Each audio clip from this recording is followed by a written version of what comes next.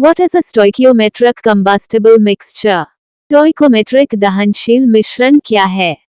Stoichiometric combustible mixture is one in which no excess or deficiency exists in either fuel or oxygen. So it is the chemically correct mixture of fuel and oxygen. Stoichiometric दहनशील मिश्रण वह मिश्रण होता है जिसमें ईंधन या oxygen की कोई अधिकता या कमी नहीं होती। इसलिए यह ईंधन और ऑक्सीजन का रासायनिक रूप से सही मिश्रण है। Why is a degasser placed at higher elevation? डिगैसर को ऊंचे स्थान पर क्यों रखा जाता है? Degasser tank is placed at higher elevation. It has some merits. Firstly, the gas is vented at higher elevation. Secondly, water can flow to the subsequent exchanger anion and mixed bed by gravity. Degasser tank को ऊंचे स्थान पर रखा जाता है। इसके कुछ फायदे हैं। पहला, CO2 गैस ऊंचे स्थान पर बाहर निकल जाती है। दूसरा, पानी गुरुत्वाकर्षण द्वारा अगले एक्सचेंजर आयन और मिश्रित तल तक प्रवाहित हो सकता है। How is the mill outlet temperature controlled? Mill outlet तापमान को कैसे नियंत्रित किया जाता है? Mill outlet temperature, such as in a coal mill, is controlled by adjusting the flow of cold and hot air into the mill.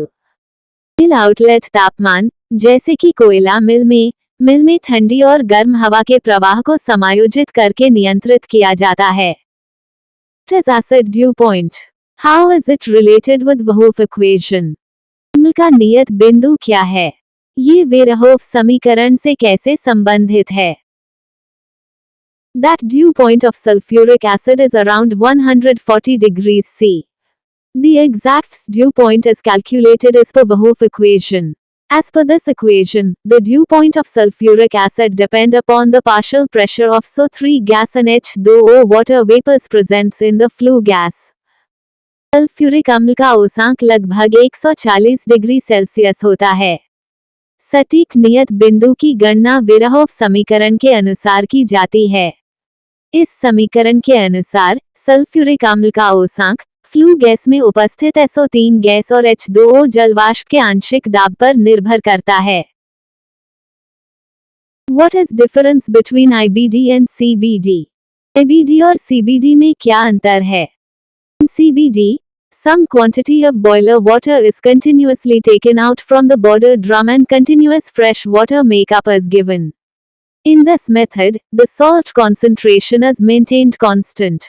In case of IBD, blowdown is given from the bottom mud drum to remove the settled sludge. Boiler water salt concentration is monitored regularly. Blowdown is given for a short duration when concentration level goes beyond a predetermined value. CBD में boiler के पानी की कुछ मात्रा border drum से लगातार निकाली जाती है और लगातार ताज़ा पानी दिया जाता है।